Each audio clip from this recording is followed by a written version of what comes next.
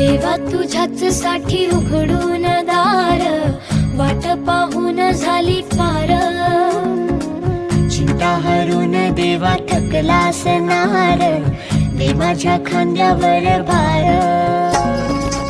थोडा इतर